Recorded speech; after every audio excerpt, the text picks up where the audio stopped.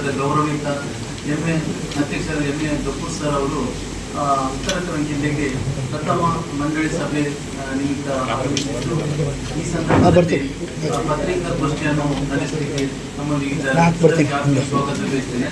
ಮತ್ತೆ ಅದೇ ರೀತಿ ಎಲ್ಲ ಪತ್ರಿಕಾ ಮಾಧ್ಯಮ ಮತ್ತು ದೃಶ್ಯ ಮಾಧ್ಯಮ ತಾವೆಲ್ಲರಿದ್ದೀರಿ, ಎಲ್ಲ ವಾರ್ತಾಧಿಕಾರಿಗಳು ತಾವಿದ್ದೀರಿ, ತಮಗೆಲ್ಲ ಆತ್ಮೀಯ ಸ್ವಾಗತ ಬಯಸುತ್ತಾ ವೇದಿಕೆಯಲ್ಲಿ ಬಲಬದಿಯಲ್ಲಿ ನಮ್ಮ AW assistant deputy Sridhar sir ಮತ್ತು ವಲಯಾಧಿಕಾರಿಗಳಾದ ಹರಿಹರ ಹರಿಕಾಂತ್ ಮತ್ತು ಪವನ್ ಶೆಟ್ಟಿ ವಲಯಾಧಿಕಾರಿ ಮತ್ತು ನಾನು ಕಾರ್ಯದರ್ಶಿ ಪ್ರದೀಪ್ ವಿಶ್ವದಾಗಿ ಇದ್ದೇವೆ. ಮಾನ್ಯ ಅಧ್ಯಕ್ಷರು ಪತ್ರಿಕಾಗೋಷ್ಠಿ ನಡೆಸಿಕೊಡಬೇಕಾಗಿ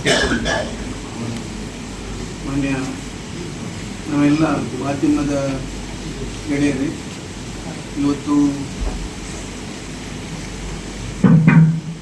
ನಾವು ಕರಾವಳಿ ಅಭಿವೃದ್ಧಿ ಮಂಡಳಿಯ 3ನೇ ಸಾಮಾನ್ಯ ಸಭೆಯನ್ನು ನಮ್ಮ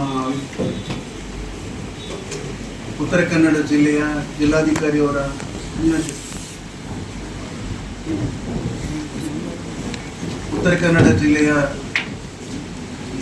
ಜಿಲ್ಲಾಧಿಕಾರಿಯವರ ಸಭಾಂಗಣದಲ್ಲಿ ನಡೆಸಿದ್ದೇವೆ. ಈ ಸಭೆಯಲ್ಲಿ ನಮ್ಮ 3 ಜಿಲ್ಲೆಯ ಶಾಸಕರು, ವಿಧಾನಸಭೆಯ ಸದಸ್ಯರು, ವಿಧಾನ ಪರಿಷತ್ತಿನ ಸದಸ್ಯರು ಭಾಗವಹಿಸಿದ್ದಾರೆ. ನಮ್ಮ ಇಲಾಖೆಯ ಕಾರ್ಯದರ್ಶಿಗಳು ಮತ್ತು ನಮ್ಮ ಇಲಾಖೆಯ ವಿವಿಧ ಅಧಿಕಾರಿಗಳು ಕೂಡ ಈ ಒಂದು ಸಭೆಯಲ್ಲಿ ಭಾಗವಹಿಸುವುದರ ಮೂಲಕ ಒಂದು ವಿಸ್ತೃತವಾಗಿರ್ತಕ್ಕಂಥ ಚರ್ಚೆ ಕೂಡ ಸಭೆಯಲ್ಲಿ ನಡೆದಿದೆ. ಕರಾವಳಿ ಅಭಿವೃದ್ಧಿ ಮಂಡಳಿ ಈ ಹಿಂದೆ ಕರಾವಳಿ ಅಭಿವೃದ್ಧಿ ಪ್ರಾಧಿಕಾರವಾಗಿತ್ತು. ಅದು ಇವತ್ತು ಮೇಲ್ದರ್ಜೆಗೆ ಏರಿಸುವುದರ ಮೂಲಕ ಕರ್ನಾಟಕ ಸರ್ಕಾರ 2023ರಲ್ಲಿ ಒಂದು ಅಭಿವೃದ್ಧಿ ಮಂಡಳಿಯನ್ನು ರಚನೆ ಮಾಡಿ ಅಭಿವೃದ್ಧಿ ಮಂಡಳಿಗೆ ವಿಶಿಷ್ಟವಾಗಿರ್ತಕ್ಕಂಥ ಸ್ಥಾನಮಾನ ಮತ್ತು ಒಂದು ಅಧಿಕಾರವನ್ನು ಕೊಡುವುದರ ಮೂಲಕ ಕಾನೂನಾಗಿ ಪರಿವರ್ತಿಸಿ ಇವತ್ತು ಅದರ ಪ್ರಥಮ ಮಂಡಳಿಯ ಅಧ್ಯಕ್ಷನಾಗಿ ನಾನು ಕಳೆದ 6 ತಿಂಗಳಿಗೆ ಮುಂಚೆ ಅಧಿಕಾರವನ್ನು ಸ್ವೀಕಾರ ಮಾಡಿದ್ದೇವೆ.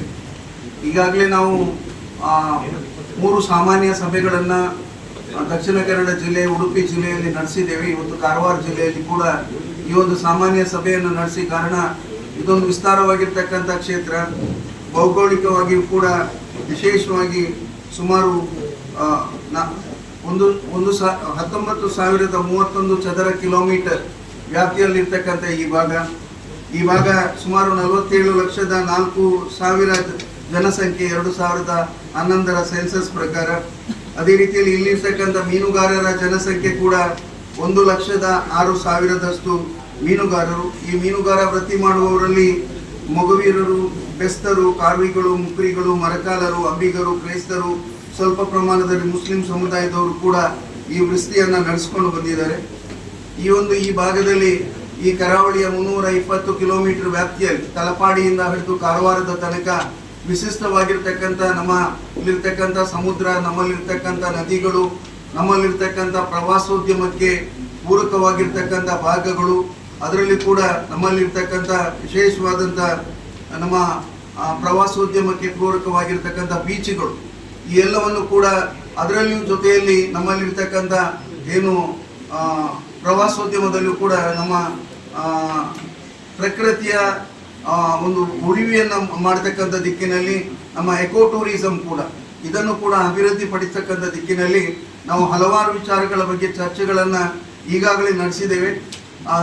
ದಕ್ಷಿಣ ಕನ್ನಡ ಜಿಲ್ಲೆಯಲ್ಲಿ ಮಾನ್ಯ ಅಂದಿನ ಮುಖ್ಯಮಂತ್ರಿ ಸಿದ್ದರಾಮಯ್ಯನವರ ಮತ್ತು ಉಪಮುಖ್ಯಮಂತ್ರಿ D.K. ಶಿವಕುಮಾರ್ ಅವರ ಉಪಸ್ಥಿತಿಯಲ್ಲಿ, ಪ್ರವಾಸೋದ್ಯಮ ಸಚಿವರಾದ H.K. ಪಾಟೀಲ್ ಅವರ ಉಪಸ್ಥಿತಿಯಲ್ಲಿ ಒಂದು ಎನ್ಕ್ಲೇವ್ ಕೂಡ ಇವತ್ತು ಈ 3 ಜಿಲ್ಲೆಯ ವಿಚಾರವಾಗಿ ಚರ್ಚೆ ನಡೆದಿದೆ. ಈಗ ಹೊಸ ಮುಖ್ಯಮಂತ್ರಿಗಳಾದ D.K. ಶಿವಕುಮಾರ್ ಅವರು ವಿಶೇಷವಾಗಿರ್ತಕ್ಕಂಥ ಆಸಕ್ತಿಯನ್ನು ವಹಿಸಿದ್ದು ಕರಾವಳಿ ಭಾಗದ ಜನರ ಒಂದು ಅಭಿವೃದ್ಧಿ, ಜೊತೆಯಲ್ಲಿ ನಮ್ಮ ಬೀಚಿಗಳ ಅಭಿವೃದ್ಧಿ, ನಮ್ಮ ಪ್ರವಾಸೋದ್ಯಮದ ಅಭಿವೃದ್ಧಿ, ಈ ಎಲ್ಲ ದಿಕ್ಕಿನಲ್ಲಿ ಹಲವಾರು ವಿಚಾರಗಳನ್ನು ನಡೆಸಿ ಈಗಾಗಲೇ ಬೆಂಗಳೂರಿನಲ್ಲಿ ಒಂದು ಅಧಿಕಾರಿ ಮಟ್ಟದ ಸಭೆಯನ್ನು ಕೂಡ ನಡೆಸಿದ್ದಾರೆ. ಮುಂದಿನ ದಿನಗಳಲ್ಲಿ ಮತ್ತೆ ಜನಪ್ರತಿನಿಧಿಗಳ ಸಭೆಯ ಜೊತೆಯಲ್ಲಿ ಇತರ ಅಧಿಕಾರಿಗಳು ಮತ್ತು ವಿವಿಧ ಸಂಘ ಸಂಸ್ಥೆಗಳ ಪ್ರತಿನಿಧಿಗಳ ಕೂಡ ಜೊತೆಯಲ್ಲಿ ಕೂಡ ಅವರು ಚರ್ಚೆಯನ್ನು ಮಾಡುವವರಿದ್ದಾರೆ. ಏನೇ ಇದ್ರೂ ಕೂಡ ಈ ಭಾಗದಲ್ಲಿ ನಮಗಿರ್ತಕ್ಕಂಥ ಜವಾಬ್ದಾರಿಯನ್ನು ಹೊತ್ತುಕೊಂಡು ನಾವು ಹಲವಾರು ಕೆಲಸ ಕಾರ್ಯಗಳನ್ನು ಈಗಾಗಲೇ ನಡೆಸ್ಕೊಂಡು ಬಂದಿದ್ದೇವೆ. ನಾವು ಅಧ್ಯಕ್ಷರಾದ ಮೇಲೆ ನಮ್ಮ ಅಧಿಕಾರಿಗಳು ನಾವೆಲ್ಲ ಸೇರಿಕೊಂಡು ಏನು ನಮ್ಮ ವಾಟರ್ ಮೆಟ್ರೋ, ಕೊಚ್ಚಿ ವಾಟರ್ ಮೆಟ್ರೋವನ್ನು ನೋಡೋದ್ರ ಮೂಲಕ ಅಲ್ಲಿ ಯಾವ ರೀತಿಯಲ್ಲಿ ವಾಟರ್ ಮೆಟ್ರೋ ಅಭಿವೃದ್ಧಿ ಆಗಿದೆ, ಆ ಮೂಲಕ ನಮ್ಮಲ್ಲಿರ್ತಕ್ಕಂಥ ಬ್ಯಾಕ್ ವಾಟರ್ಗಳನ್ನು ಉಪಯೋಗ ಮಾಡಿ ಅಭಿವೃದ್ಧಿ ಪಡಿಸಲಾಗಿದೆ ಎಂಬುದರ ಕೂಡ ಅಧ್ಯಯನವನ್ನು ಮಾಡಿದ್ದೇವೆ. ಅಲ್ಲಿಯ ವಾಟರ್ ಮೆಟ್ರೋ ಅಧಿಕಾರಿಗಳು ನಮ್ಮ ಜಿಲ್ಲೆಯಲ್ಲಿ ವಿವಿಧ ಭಾಗದಲ್ಲಿ ಎಲ್ಲೆಲ್ಲಿ ನಮ್ಮ 23 ಸ್ಟೇಷನ್ಗಳನ್ನು ಈಗಾಗಲೇ ಗುರುತಿಸಿದ್ದಾರೆ. ಅಲ್ಲಿ ಏನೆಲ್ಲ ನಾವು ಸ್ಟೇಷನ್ಗಳನ್ನು ಮಾಡಿ ಈ ವಾಟರ್ ಮೆಟ್ರೋ ಯೋಜನೆಯನ್ನು ನಮ್ಮ ಕರಾವಳಿ ಜಿಲ್ಲೆಗೆ ತರಬೇಕು, ಅದರಲ್ಲಿ ಕೂಡ ಹೊನ್ನಾವರ ಮತ್ತು ನಮ್ಮ ಕಾಳಿ ನದಿಗಳನ್ನು ಜೋಡಿಸಬೇಕು ಎಂಬ ಒಂದು ನಿಟ್ಟಿನಲ್ಲಿ ಕೂಡ ಕೆಲಸ ಕಾರ್ಯಗಳು ನಡೆದಿದೆ. ಈಗಾಗಲೇ ಒಂದು ಹಂತದ ಅಧ್ಯಯನಗಳು ನಡೆದು ಇನ್ನು ಟ್ರಾಫಿಕ್ ಸರ್ವೆ ಒಂದು ಬಾಕಿ ಇದೆ. ಅದಾದಮೇಲೆ ಸಂಪೂರ್ಣವಾಗಿ ಇದು DPRಗೆ ಹೋಗ್ತಕ್ಕಂಥ ಕೆಲಸವನ್ನು ಕೂಡ ನಾವು ಮಾಡ್ತಕ್ಕಂಥ ಉದ್ದೇಶವನ್ನು ಇಟ್ಕೊಂಡಿದ್ದೇವೆ. ಈ ನಿಟ್ಟಿನಲ್ಲಿ ನಮ್ಮ ರಾಜ್ಯ ಸರ್ಕಾರ ಮತ್ತು ಭಾರತ ಸರ್ಕಾರ ಕೂಡ ಈ ಒಂದು ಯೋಜನೆಗೆ ಬೆಂಬಲವನ್ನು ಕೊಡ್ತದೆ ಎಂಬುದನ್ನು ಕೂಡ ನಾವು ಈ ಸಂದರ್ಭದಲ್ಲಿ ಉಲ್ಲೇಖ ಮಾಡಲಿಕ್ಕೆ ಬಯಸ್ತೇವೆ. ಇನ್ನು ವಿಶೇಷವಾಗಿ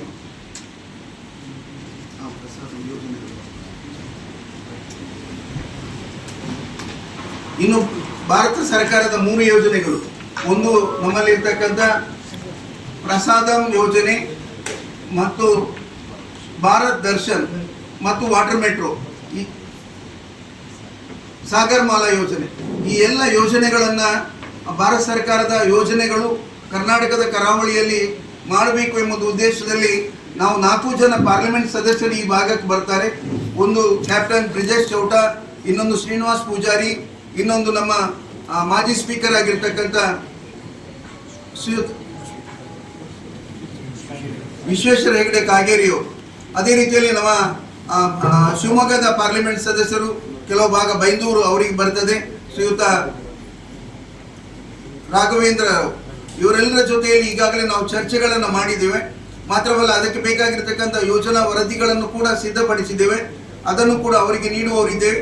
ಈ ಎಲ್ಲ ವಿಷಯವನ್ನು ಕೂಡ ಇವತ್ತು ನಾವು ಸಭೆಯಲ್ಲಿ ಚರ್ಚೆಗೆ ಇಟ್ಕೊಂಡಿದ್ದೆವು. ಮಾತ್ರವಲ್ಲ, ಇವತ್ತು ಈ ಕರಾವಳಿ ಜಿಲ್ಲೆಯ ಉಷ್ಣಾಂಶ ಕೂಡ ಒಂದು ಕಡೆಯಲ್ಲಿ ಜಾಸ್ತಿ ಆಗ್ತಾ ಇದೆ. ಹವಾಮಾನದ ಕ್ಲೈಮೇಟ್ ಚೇಂಜ್ ಏನಾಗ್ತಾ ಇದೆ, ಇದರ ಬಗ್ಗೆ ಕೂಡ ನಾವು ಒಂದು ತಾಂತ್ರಿಕ ತಜ್ಞರ ಜೊತೆಯಲ್ಲಿ, ವಿಜ್ಞಾನಿಗಳ ಜೊತೆಯಲ್ಲಿ ಚರ್ಚೆಗಳನ್ನು ಮಾಡಿದ್ದೇವೆ. ಅದನ್ನು ಕೂಡ ತಡೆ ಹಿಡಿಯಲಿಕ್ಕೆ ಏನೆಲ್ಲ ಕೆಲಸ ಕಾರ್ಯಗಳನ್ನು ಮಾಡಬಹುದು, ಇದರ ಬಗ್ಗೆ ಕೂಡ ನಾವು ಸರ್ಕಾರ ಮಟ್ಟದಲ್ಲಿ ಏನು ಮಾಡಬೇಕು ಎಂಬುದರ ಬಗ್ಗೆ ಸರ್ಕಾರವನ್ನು ಕೂಡ ಒತ್ತಾಯಿಸ್ತಕ್ಕಂಥ ಕೆಲಸವನ್ನು ನಾವು ಈಗಾಗಲೇ ಮಾಡಬೇಕು ಅಂತ ಬಯಸಿದ್ದೇವೆ. ನಮ್ಮ ಈ ಭಾಗದ ಶಾಸಕರುಗಳು ಈಗಾಗಲೇ ಇಲ್ಲಿ ಹೆಚ್ಚು ವೆಂಟೆಡ್ ಡ್ಯಾಮ್ಗಳ ಅವಶ್ಯಕತೆ ಇದೆ. ಮಾತ್ರವಲ್ಲ, ಬೇರೆ ಬೇರೆ ಭಾಗದಲ್ಲಿ ರೂರಲ್ ಏರಿಯಾ ಇದು ಆಗಿರುವುದರಿಂದ ಇಲ್ಲಿ ಒಂದು ರೀತಿಯಲ್ಲಿ ಬಹಳಷ್ಟು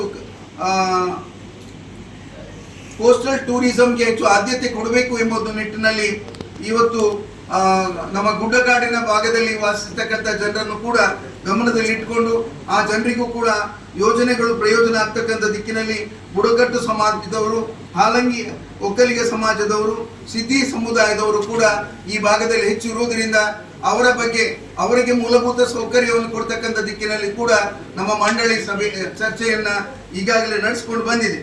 ಇವತ್ತು ನಮ್ಮಲ್ಲಿ ಏನು ನಮ್ಮ ರಾಜ್ಯದ ಮುನ್ನೆ ಮುಖ್ಯಮಂತ್ರಿಗಳಾಗಿದ್ದಂಥ ಸಿದ್ದರಾಮಯ್ಯನವರು ಈ ಭಾಗದ ಕರಾವಳಿ ಭಾಗದ ಒಟ್ಟು ಅಭಿವೃದ್ಧಿಗೆ ಸುಮಾರು ಅವರ ಬಜೆಟ್ನಲ್ಲಿ 300 ವೆಂಟೆಡ್ ಡ್ಯಾಮ್ಗಳನ್ನು ಘೋಷಣೆಯನ್ನು ಮಾಡಿದ್ದಾರೆ. ಅದರಲ್ಲಿ ಕನಿಷ್ಠ 100 ವೆಂಟೆಡ್ ಡ್ಯಾಮ್ ಅನ್ನು ಕರಾವಳಿ ಅಭಿವೃದ್ಧಿ ಮಂಡಳಿಗೆ ಅವರ ಒಂದು ನೋಡಲ್ ಏಜೆನ್ಸಿಯಾಗಿ ಮಾಡಬೇಕು ಅಂತೇಳಿ ನಮ್ಮ ಮಂತ್ರಿಗಳಾಗಿರ್ತಕ್ಕಂಥ ಮಾನ್ಯ ಶ್ರೀಯುತ ಸತೀಶ್ ಜಾರಕಿಹೊಳಿ ಅವರಲ್ಲಿ, ಮಾನ್ಯ ಮುಖ್ಯಮಂತ್ರಿಗಳಲ್ಲಿ ಕೋರಿದ್ದೇವೆ. ಈಗಾಗಲೇ ನಾವು ಹೊಸ ಮುಖ್ಯಮಂತ್ರಿ ಶ್ರೀಯುತ DK ಶಿವಕುಮಾರ್ ಅವರನ್ನು ಕೂಡ ಭೇಟಿಯಾಗಿ ನಮಗೆ ಅನುದಾನ ಬಹಳ ಕಡಿಮೆ ಆಗಿದೆ, ಹಿಂದೆ ಏನು ನಮ್ಮಲ್ಲಿ ಬರೀ ಒಂದು ಪ್ರಾಧಿಕಾರ ಮಾತ್ರ ಇತ್ತು, ಈಗ ಇದು ಅಭಿವೃದ್ಧಿ ಮಂಡಳಿ ಆಗಿದೆ, ಅಪ್ಗ್ರೇಡ್ ಆಗಿದೆ. 31 ಜನ ಒಟ್ಟು ನಮ್ಮ ಸದಸ್ಯರಿದ್ದಾರೆ. ಆ 31 ಜನರಲ್ಲಿ ಸುಮಾರು 19 ಜನ ಶಾಸಕರು, 11 ಜನ ವಿಧಾನ ಪರಿಷತ್ತಿನ ಸದಸ್ಯರು ಕೂಡ ಸದಸ್ಯರಾಗಿದ್ದಾರೆ, 4 ಜನ ಪಾರ್ಲಿಮೆಂಟ್ ಸದಸ್ಯರು ಕೂಡ ಸದಸ್ಯರಾಗಿದ್ದಾರೆ. ಇವರೆಲ್ಲರ ಜೊತೆಯಲ್ಲಿ ಹಂಚಿಕೆಗಳಾಗಬೇಕಾಗಿದೆ, ಅವರು ಕೊಡ್ತಕ್ಕಂಥ ಪಟ್ಟಿಗೆಗಳನ್ನು ಮಂಜೂರಾತಿ ಕೊಡಬೇಕಾಗಿದೆ. ಈ ಎಲ್ಲ ವಿಷಯಗಳ ಬಗ್ಗೆ ಇವತ್ತು ಚರ್ಚೆಯನ್ನು ನಾವು ನಡೆಸಿದ್ದೇವೆ. ವಿಶೇಷವಾಗಿ ಇವತ್ತು ನಮ್ಮ ಈ ಭಾಗದ ಅಭಿವೃದ್ಧಿಗೆ, ಅದರಲ್ಲಿ ಕೂಡ ಧಾರ್ಮಿಕ ಕ್ಷೇತ್ರಗಳು ಇಲ್ಲಿರುವುದರಿಂದ ಧಾರ್ಮಿಕವಾಗಿರ್ತಕ್ಕಂಥ ಭಾಗದಲ್ಲಿ ಹೆಚ್ಚು ಅಭಿವೃದ್ಧಿ ಕೊಂಡತಕ್ಕಂಥ ದಿಕ್ಕಿನಲ್ಲಿ ಕೂಡ ಇವತ್ತು 4 ಏನು ಭಾರತ ಸರ್ಕಾರದ ಯೋಜನೆಗಳಿದೆ ಅದನ್ನು ಪೂರ್ಣ ಪ್ರಮಾಣದಲ್ಲಿ ಜಾರಿಗೆ ತರ್ತಕ್ಕಂಥ ದಿಕ್ಕಿನಲ್ಲಿ ಕೂಡ ನಾವು ಒತ್ತಾಯವನ್ನು ರಾಜ್ಯ ಸರ್ಕಾರದ ಮಟ್ಟದಲ್ಲಿ, ಭಾರತ ಸರ್ಕಾರದ ಮಟ್ಟದಲ್ಲಿ ಮುಂದಿನ ದಿನಗಳಲ್ಲಿ ಮಾಡಬೇಕು ಎಂಬುದು ಉದ್ದೇಶವನ್ನು ಇಟ್ಕೊಂಡಿದ್ದೆವು. ವಿಶೇಷವಾಗಿ ಕರಾವಳಿ ಭಾಗದಲ್ಲಿ ಯಾವುದೇ ಒಂದು ಯೋಜನೆಗಳು ಬರುವಾಗ ಬಹಳ ಜನ ಇವತ್ತು ತಾವು ಎಲ್ಲ ಗೊತ್ತಿದೆ MRPL ಯೋಜನೆಗಳು ಬರುವಾಗ ಅಥವಾ ಕರಾವಳಿ ಭಾಗದ ಬೇರೆ ಯಾವುದಾದ್ರೂ ಯೋಜನೆಗಳು ಬರುವಾಗ ಬಹಳಷ್ಟು ಪ್ರತಿಭಟನೆಗಳು ಕೂಡ ನಡೀತು. ಆದರೆ ಕೆಲವೊಂದು ಯೋಜನೆಗಳು ಕೊನೆಗೆ ಕಾರ್ಯಗತ ಆಯಿತು. ಇವತ್ತು ನೂರಾರು ಜನರಿಗೆ, ಸಾವಿರಾರು ಜನರಿಗೆ ಉದ್ಯೋಗವೂ ಕೂಡ ಆ ಬಗ್ಗೆ ಲಭಿಸಿತು. ಇವತ್ತು ನಾವು ಕರಾವಳಿ ಭಾಗದಲ್ಲಿ ಇವತ್ತು ಕರಾವಳಿಗೆ ಪ್ರಕೃತಿಗೆ ಪೂರಕವಾಗಿರ್ತಕ್ಕಂಥ, ಪರಿಸರಕ್ಕೆ ಪೂರಕವಾಗಿರ್ತಕ್ಕಂಥ ಯೋಜನೆಗಳನ್ನು ತರುವಲ್ಲಿ IT ಪಾರ್ಕ್ಗಳ ನಿರ್ಮಾಣ ಮಾಡಬೇಕು ಅಂತೇಳಿ, ಅದು ಕುಂದಾಪುರದ ಕೋಡಿಯಲ್ಲಿ ಇರ್ಬೋದು ಅಥವಾ ಮಂಗಳೂರಿನಲ್ಲಿ ಇವತ್ತು ಕೆಲವೊಂದು ಪ್ಲೇಸನ್ನು ಕೂಡ ನಾವು ಪ್ರವಾಸೋದ್ಯಮ ಇಲಾಖೆಯಲ್ಲಿ, ಸರ್ಕಾರದ ಇಲಾಖೆಯಲ್ಲಿ ಇರ್ತಕ್ಕಂಥ ಜಾಗವನ್ನು ಐಡೆಂಟಿಫೈ ಮಾಡಿದ್ದೇವೆ. ನಮ್ಮ ಫಿಶರೀಸ್ ಇಲಾಖೆಯಲ್ಲಿ ಇರ್ತಕ್ಕಂಥ ಜಾಗವನ್ನು ಕೂಡ ಐಡೆಂಟಿಫೈ ಮಾಡಿದ್ದೇವೆ. ಅಲ್ಲಿ IT ಪಾರ್ಕ್ಗಳನ್ನು ಮಾಡುವುದರ ಮೂಲಕ ನಮ್ಮ ಕರಾವಳಿ ಭಾಗದ ಒಂದು ನಿರುದ್ಯೋಗವನ್ನು ನಿವಾರಣೆ ಮಾಡುವಲ್ಲಿ ಕೂಡ ದೊಡ್ಡ ಪ್ರಯತ್ನವನ್ನು ಮಾಡಬೇಕು ಎಂಬ ಒಂದು ಉದ್ದೇಶವನ್ನು ಕೂಡ ಇವತ್ತು ಇಟ್ಕೊಂಡಿದ್ದೇವೆ. ಇವತ್ತೊಂದು ಸಾಮಾನ್ಯ ಸಭೆ ಇಲ್ಲಿ ನಡೆದಿದೆ. ಈ ಸಾಮಾನ್ಯ ಸಭೆಯಲ್ಲಿ ನಮ್ಮ ಈ ಭಾಗದ ಜಿಲ್ಲಾಧಿಕಾರಿಯವರು, ಈ ಭಾಗದ ಮುಖ್ಯ ಕಾರ್ಯನಿರ್ವಹಣಾಧಿಕಾರಿಯವರು, ನಮ್ಮ ಇಲಾಖೆಯ ಮೀನುಗಾರಿಕಾ ಇಲಾಖೆ, ಅದೇ ರೀತಿಯಲ್ಲಿ ಪ್ರವಾಸೋದ್ಯಮ ಇಲಾಖೆ, ಅದೇ ರೀತಿಯಲ್ಲಿ ನಮ್ಮ 4 ನೋಡಲ್ ಏಜೆನ್ಸಿಗಳು ಇವತ್ತು ಈ ಸಭೆಯಲ್ಲಿ ಭಾಗವಹಿಸಿದ್ದಾರೆ. ಅವರು ವಿವಿಧ ಸಲಹೆಗಳನ್ನು ಕೂಡ ಸಭೆಯಲ್ಲಿ ಕೊಟ್ಟಿದ್ದಾರೆ. ಸಭೆಯಲ್ಲಿ ಇವತ್ತು ಸುಮಾರು 10 ಕೋಟಿ ರೂಪಾಯಿಯ ಈ 3 ಜಿಲ್ಲೆಯ ಏನು ಶಾಸಕರುಗಳು ನಮಗೆ ಪಟ್ಟಿಗಳನ್ನು ಕೊಟ್ಟಿದ್ದಾರೆ, ಅದಕ್ಕೆ ಅನುಮೋದನೆಯನ್ನು ಕೂಡ ಇವತ್ತು ಕೊಟ್ಟಿದ್ದೇವೆ. ಈ ವಿಚಾರಗಳು ಮತ್ತು ಗಡಿ ಭಾಗದಲ್ಲಿ ತಾಲೂಕಿನ ಅಭಿವೃದ್ಧಿಗೆ 2% ಅನುದಾನ ಏನು ಮೀಸಲಿರಿಸಬೇಕು ಅಂತೇಳಿ ರಾಜ್ಯ ಸರ್ಕಾರದ ನಿರ್ದೇಶನ ಇದೆ. ಅದರ ಬಗ್ಗೆ ಕೂಡ ಚರ್ಚೆಗಳು ನಡೆದಿದೆ. ಮತ್ತು ಈ ಕರಾವಳಿ ಭಾಗದಲ್ಲಿ ಇನ್ನಷ್ಟು ಅಭಿವೃದ್ಧಿಗೆ ಚಾಲನೆ ದೊರೆತಕ್ಕಂಥ ದಿಕ್ಕಿನಲ್ಲಿ ಶಾಸಕರುಗಳು ವಿವಿಧ ವಿಷಯಗಳ ಬಗ್ಗೆ ಪ್ರಸ್ತಾಪವನ್ನು ಕೂಡ ಸಭೆಯಲ್ಲಿ ಮಾಡಿದ್ದಾರೆ. ಇದಕ್ಕೆಲ್ಲ ಪೂರಕವಾಗಿರ್ತಕ್ಕಂಥ ಪಟ್ಟಿಗಳನ್ನು ನಾವು ಮಾಡಿಕೊಂಡಿದ್ದೇವೆ. ಮುಂದಿನ ದಿನಗಳಲ್ಲಿ ಇದನ್ನು ಕೂಡ ತಮಗೆ ತಿಳಿಸ್ಲಿಕ್ಕೆ ಬಯಸ್ತೇವೆ.